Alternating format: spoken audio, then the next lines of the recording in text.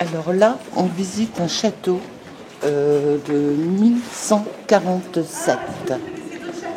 Voilà. Regardez voir un peu.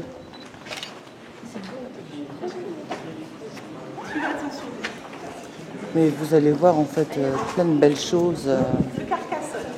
Ça a été construit en fait dans les rochers, uniquement dans les rochers. Parce que ça a été comme ça. C'est la même mode. Voilà. Maintenant, il a un peu une autre philosophie Baudouin parce que alors là, c'est le symbole ici. Voilà.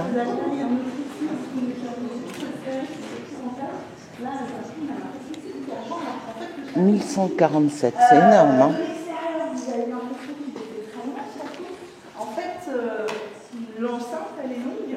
Il y a des tours un peu partout pour impressionner les chalands. Le but de la manœuvre, je vous dis depuis tout à l'heure, c'est que l'empereur... Il y a des murs en fait de 8 mètres de large. Elle va se réduire juste à ce morceau-là. Alors, il y a des éléments... C'est la première fois de ma vie que je vois en fait un mur, des murs de 8 mètres de large. Je ne sais pas si vous voyez très bien les dessins là-haut. Je vous les montrerai tout à l'heure. Et puis, c'est pas du tout un donjon d'habitation. On a tous appris à l'école que Monseigneur est un messie. C'est Guillaume qui ordonne les travaux. Il fait venir un architecte de Berlin qui s'appelle Bodo et Hart. Vous croisez aussi, il n'y a pas de raison. Et tout ça dure 8 ans. Ce qui est court hein, comme période quand même pour passer de ça, même si c'est pas désastreux, à ça. C'est vrai aussi que donc on va mettre en... Là, c'est les chambres d'amis. Allez savoir pourquoi.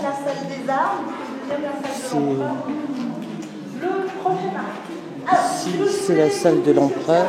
Mais on ira voir tout ça. Hein.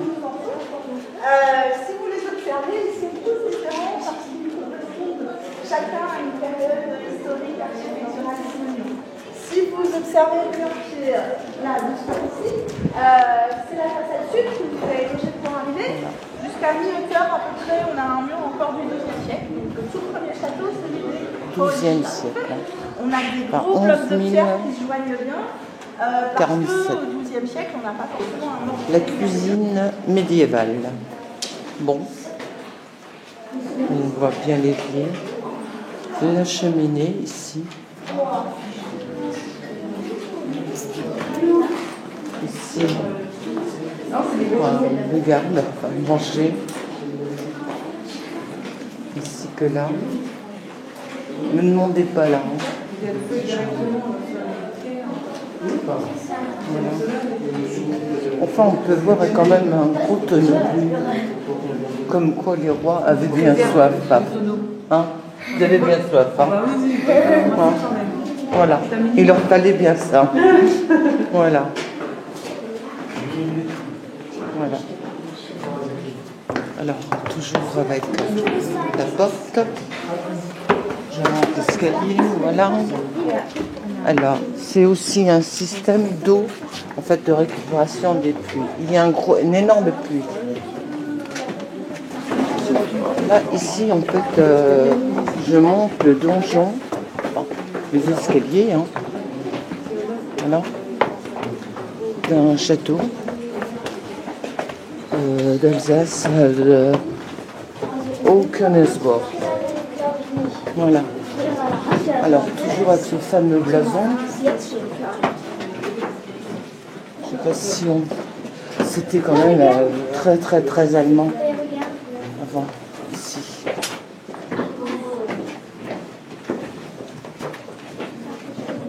Devant la porte, alors. C'était pas grand, hein? Pas grand. Toujours, on monte.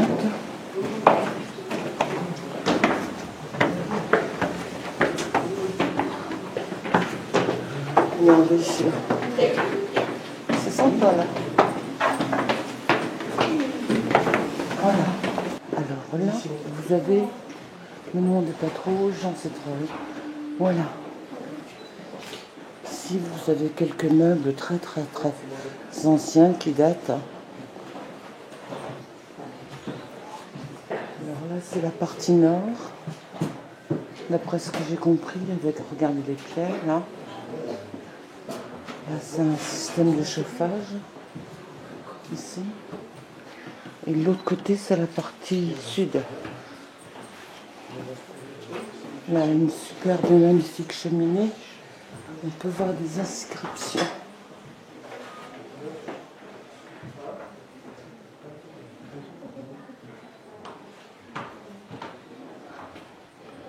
Voilà. C'est magnifique.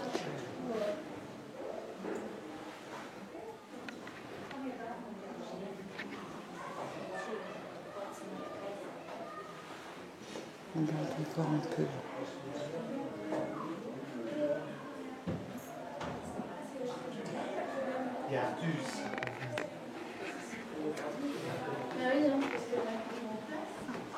Là, ici. Ici, on va comprendre les vrais. Là, c'est la pièce de Guillaume II. Magnifique, regardez. Ça ressemble quand même C'est assez aménagé. culturel pour nous faire passer des choses un peu plus compliquées à accepter dans la zone des années 1900. Je ne pense pas vous dévoiler un gros secret historique en vous disant que les gens du coin sont pas tous enchantés d'être devenus allemands dans cette console à la fin de la guerre de 70. C'est pas non plus un scoop international de dire que Guillaume il est assez moyennement apprécié des populations locales et qu'il a du mal à asseoir ce pouvoir, à légitimer sa présence au niveau d'une opération de prestige et de séduction un peu de pub qui est prouvée avec la restauration de ce château. Et s'il choisit cette ligne-là plutôt qu'une autre, ce n'est évidemment pas par hasard. Deux atouts majeurs ici, dont on ne voyait pas, c'est le travail. Surtout un château dont l'aspect est bien attesté, bien matériel et bien juridique, qui ne peut qu'arranger ses affaires. Et là, ça peut surtout passer à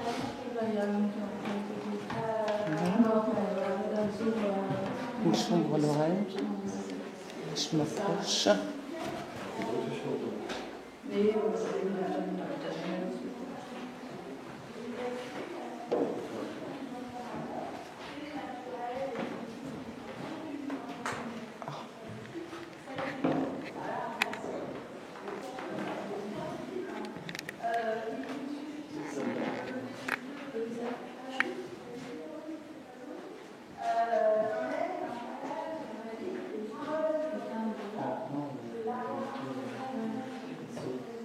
Désolée pour les défenseurs des animaux, mais à l'époque.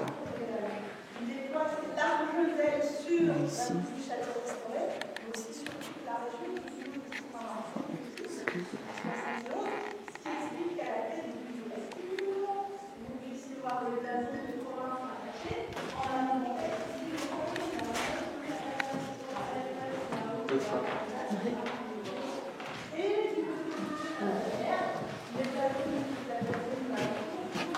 Dans les années 1900, très connu aussi, qui bougeait beaucoup. Alors, ça finit par le tuer au bout d'un moment. C'est très sympathique, mais c'est pas du tout historique. Ça ressemble plus à de la bande dessinée que de la fresque médiévale. Ce qui n'enlève rien à la qualité des choses, c'est juste pour vous dire que c'est pas comme ça au Moyen-Âge. Et dans cette salle-là, cette salle seulement, même des trucs qui ont l'air d'être anciens ne le sont pas. On va s'approcher un peu du poêle, si vous voulez bien. C'était bourré que le soir. Non. Non. Non, c'était grave, on a Elles sont fini plastifiées pour ne pas être abîmées. Il a mal fini. Alors la table date comme la cheminée.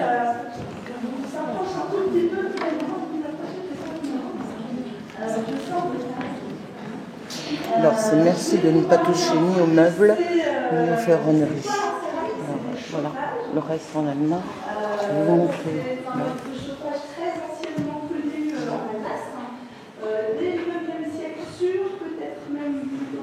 Une couronne. Et il y a des poils comme ceci. C'est le jeu pesé lourd. On le sait grâce aux inventaires qui les mentionnent, grâce aussi aux morceaux qu'on a retrouvés au moment des fouilles archéologiques. Maintenant, celui-là, il est comme le reste de la pièce, tout 900. D'abord, il est beaucoup trop haut pour rentrer dans les tâches d'origine, il dépasse largement au niveau des corbeaux. Et si vous scrutez à peu près, un carreau sur 3 au chiffre de l'empereur, une couronne impériale, un W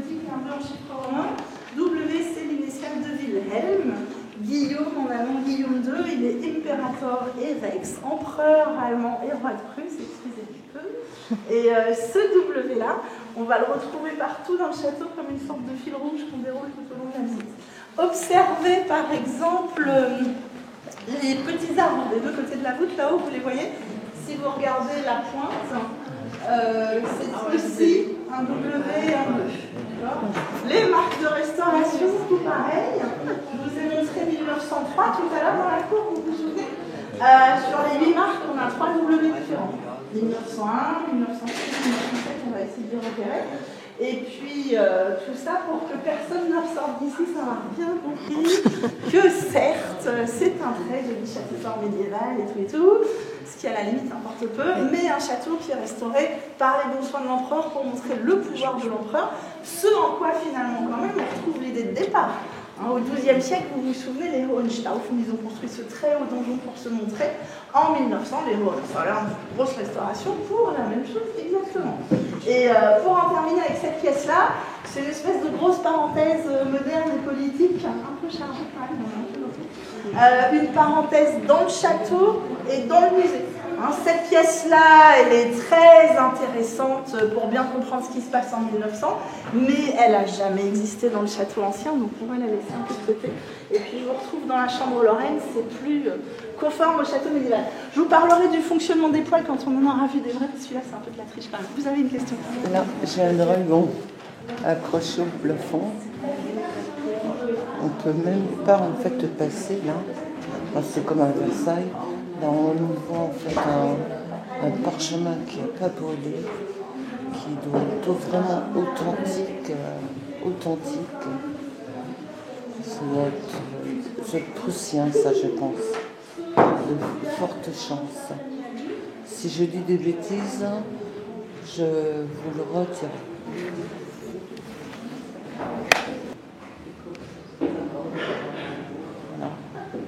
Alors là, on peut voir quand même, c'est très religieux. J'essaie de me rapprocher un max. Regardez.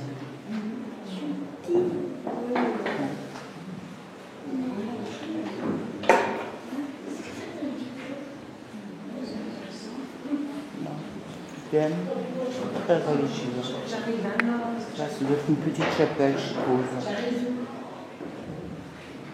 Mais c'est hyper haut. Orné. Très joli.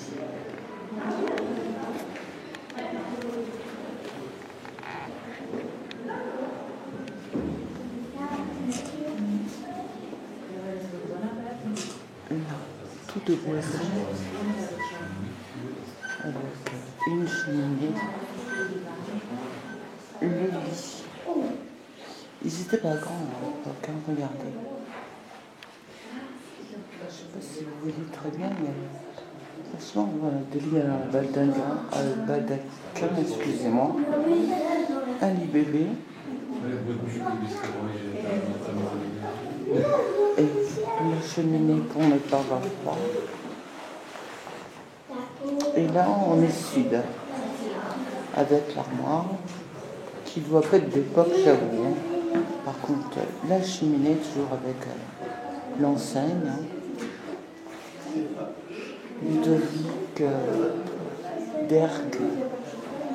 Là, c'est écrit en allemand. Donc je rapproche. C'est très... Oh, attendez. Non, c'est flou là. Alors, chose à... Ah oui.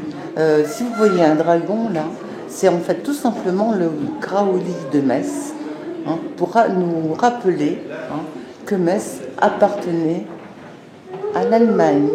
Voilà. Et je n'avais pas fait tilt tout à l'heure. Voilà, souvenir. Alors là, c'est en fait la salle des trophées des Sèvres, mais je doute que ce soit que ça. Alors ici, je voulais quand même préciser, ici, en fait, c'est des poêles, pas des cheminées, mais en fait, à l'origine, c'est quand même daté du 8e siècle, ce genre d'engin. pour chauffer les intérieurs. Voilà, toujours avec les mêmes symboles en fait, majestueux en fait.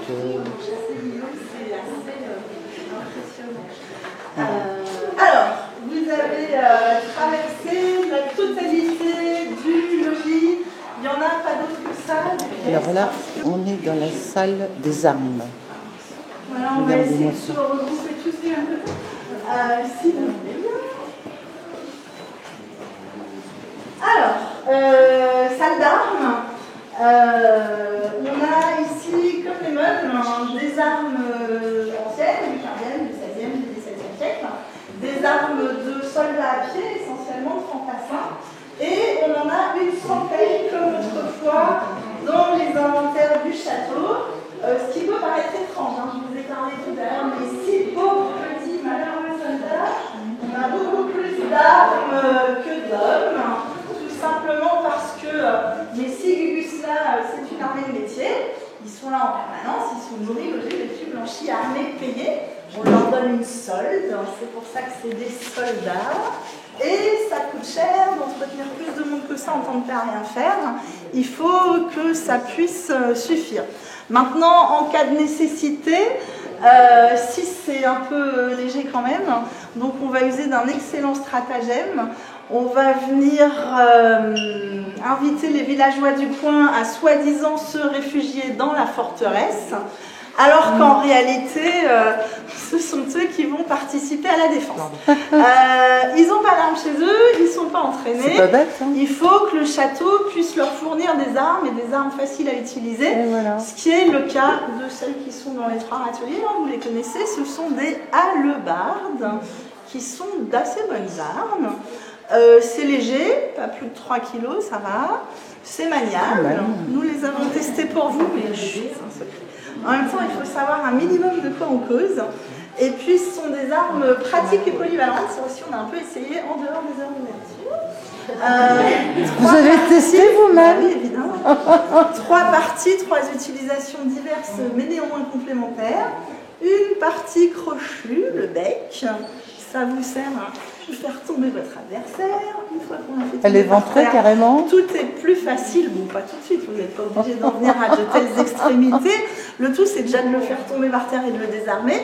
Maintenant, si vraiment c'est dangereux, la deuxième partie là est moins sympa, c'est pour ça qu'il faut en faire tomber beaucoup et rester soi-même debout. Parce que dès que vous êtes en bas avec les autres, ça risque de se gâter. Ça s'appelle la taille, ça vous sert à tailler. Et la partie longue et effilée, les stocks, comme son nom l'indique, vous sert à porter les stockades, à piquer les fesses des ennemis et le reste. Ça calme toutes sortes d'ardeurs en général. Une arme suisse, ce sont les meilleurs soldats du planète à l'art de la guerre. C'est très visible avec la hache de guerre, c'est la même que celle du bûcheron. Toujours dans les outils, un marteau d'armes. Marteau, ça sert à taper, je ne fais pas de dessin. Excellent ouvre-boîte au demeurant. Vous percez, vous agrandissez, vous stockez les boîtes sur la main arrière. Et moi, j'aime beaucoup ces deux-là, même si on les a un tout petit peu traficotés en 1900. Ce sont toujours des outils, des masses d'armes. Alors, vous connaissez le fléau avec la chaîne qu'on voit dans tous les films de série Z-Crime. Alors, un fléau agricole. Voilà, en théorie, là, c'était un puits, mais là, on est sur un pont. Vous voyez ? C'est que de la roche. Regardez, en fait, l'épaisseur, ça doit être... Il y a des murs, en fait, de 8 mètres de large. C'est dingue.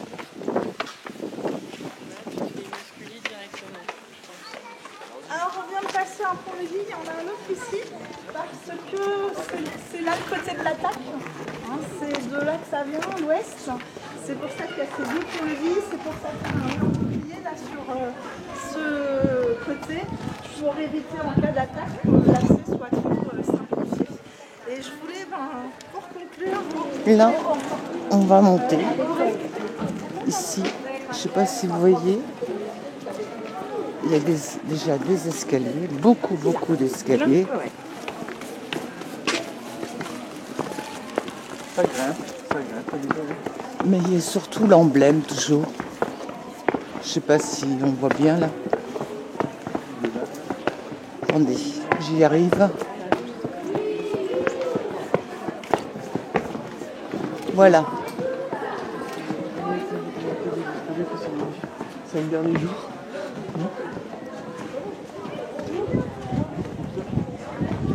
Le château d'Oskel. De Kosnisbourg en Alsace. Voilà.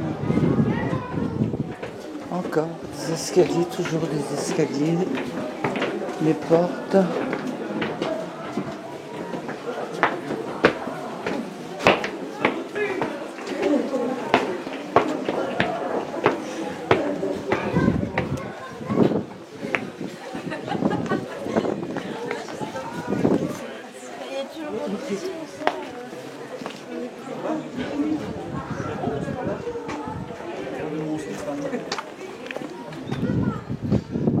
Magnifique vue.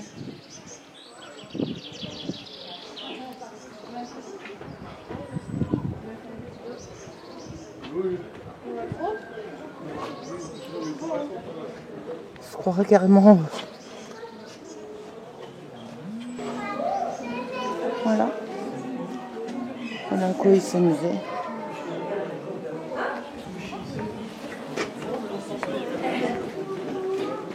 On a d'autres.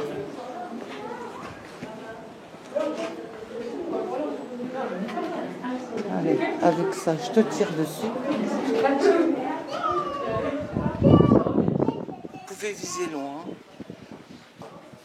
Regardez.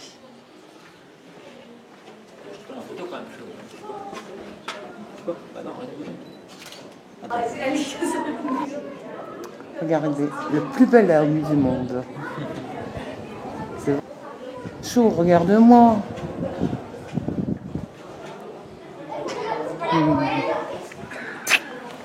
Viens.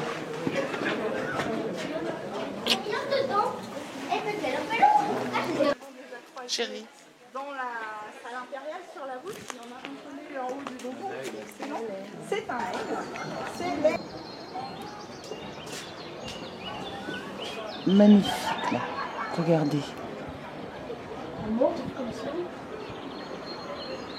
Oh. Vous n'avez pas le vertige, hein, j'espère.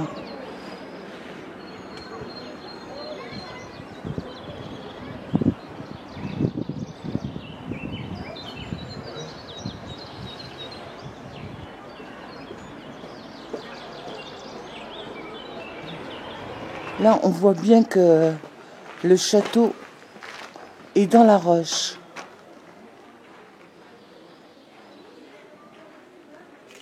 Regardez ça.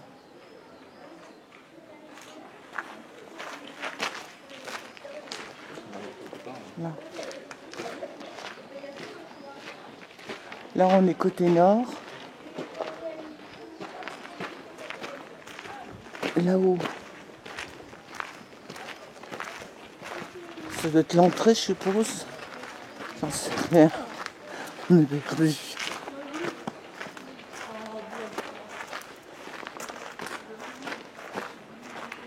Il y a une sorte de moulin en haut, là. Ici.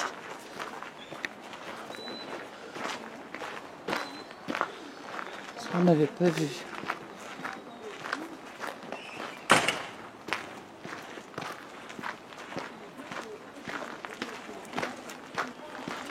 C'est vraiment très beau. Hein. Plus d'1 heure, mais regardez. Carrément dans la roche. Là.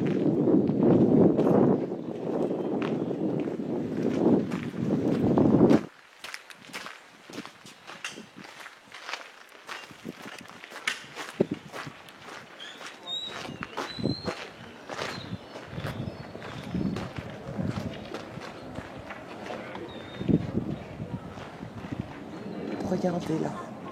Vous voyez la roche là? Et le château au-dessus.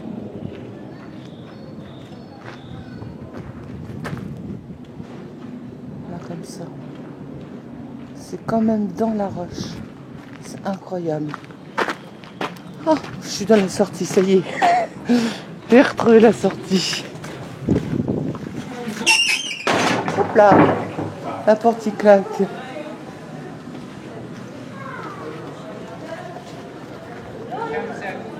C'est immense.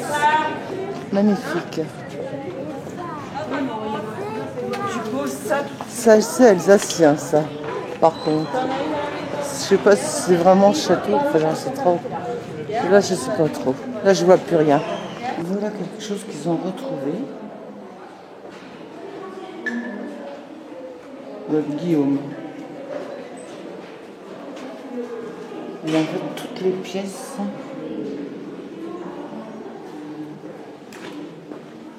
Également qu'ils ont retrouvées.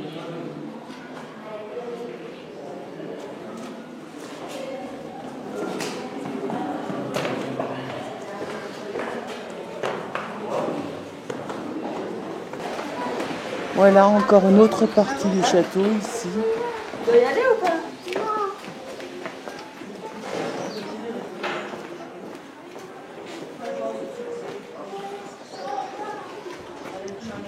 Et voilà un pauvre homme assis. Oh, voilà. Non, recommence. Attendez, je fouille dans ma poche. Vous avez l'air bien gentil, mon petit monsieur.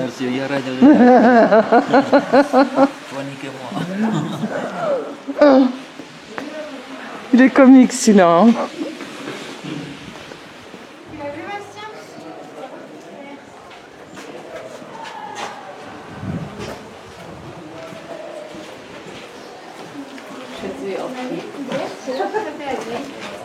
Mais en fait, il y avait plusieurs portes.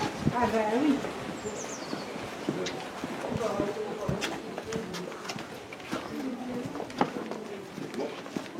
Alors, quelque chose que je voulais à tout prix montrer, c'était ça.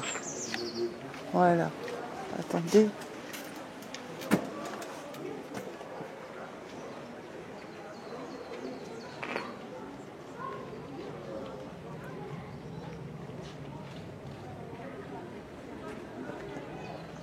Vraiment dans la roche. Là, c'est l'entrée.